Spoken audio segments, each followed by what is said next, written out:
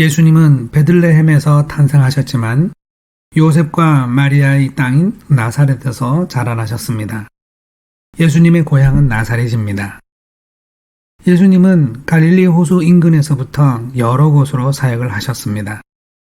그러다가 마침내 고향에도 가셔서 복음을 전하길 원하셨습니다. 그런데 나사렛 사람들은 예수님의 사역을 제대로 받아들이지 않았습니다. 그들의 기억 속에 있는 예수는 선생이나 선지자가 아니었습니다.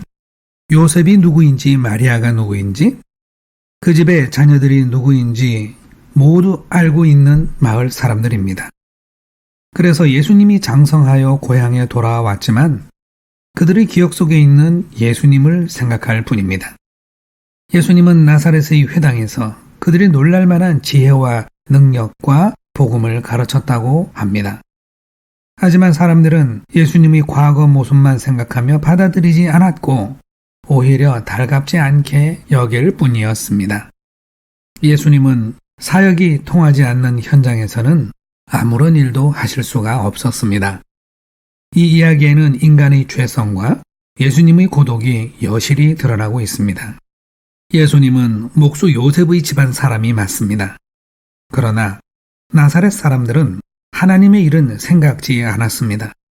어려서부터 보아온 예수지만 회당에서 보여준 놀라운 지혜와 능력, 그 행하시는 일과 말씀들은 하나님의 것이었습니다. 그렇게 놀라운 역사 속에서도 그들은 사람의 일만 생각했습니다. 그런 상황 속에서 예수님이 어떤 이적을 행하거나 진리를 전파하는 것은 무의미하였습니다. 그래서 예수님은 거기를 떠날 수밖에 없었습니다. 이 나사렛 이야기는 예수님이 사역의 실패를 맛보신 대표적인 장면입니다. 예수님도 섭섭한 심정을 감추지 않으셨습니다.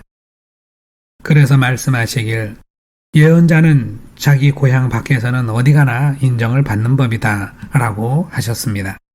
예수님의 나사렛 사역이 실패로 끝나는 장면을 보면 나사렛 사람들의 완고한 죄성을 볼 수 있습니다. 하나님의 일을 생각지 아니하고 오직 사람의 눈으로만 예수님을 바라보고 있기 때문입니다. 나사렛에서의 예수님은 참 고독해 보입니다. 고향 사람들로부터 거절당한 사람의 쓸쓸함이 느껴집니다. 예수님의 사역을 위해서는 누구나 존중할 만한 가문이 필요했던 것일까요? 아마도 아주 귀한 가문을 배경으로 가진 사람이 큰 영광과 재물을 가지고 고향에 돌아왔다면 금의 환영하였다고 하며 크게 환영받았을 수도 있을 것입니다. 그러나 예수님은 평범한 외모를 그대로 가지고 단지 하나님 나라의 진리를 가지고 고향에 돌아오셨습니다. 그 진리는 사람들의 편견에 가로막혀 그들에게 전달되지 못했습니다. 지체 여러분, 세상이 깜짝 놀랄 대단한 역사가 아니라 지극히 평범한 사람들과 일들 속에서 하나님의 일은 진행되고 있습니다.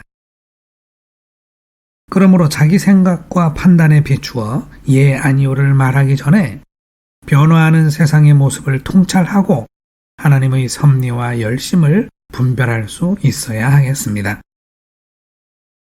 그러므로 우리는 편견과 어리석음을 피하고 진리를 분별할 수 있도록 기도해야 합니다.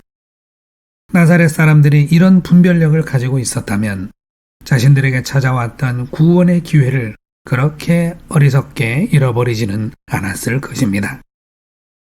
오늘 우리 그리스도인들은 어떤 고집이나 편견에 주의하고 눈을 열고 하나님의 흔적을 발견할 수 있도록 성령님의 인도하심을 간구합시다. 어디에나 충만하신 하나님의 열심이 큰 축복이 되어서 우리 모두를 기쁨으로 인도할 것입니다. 할렐루야.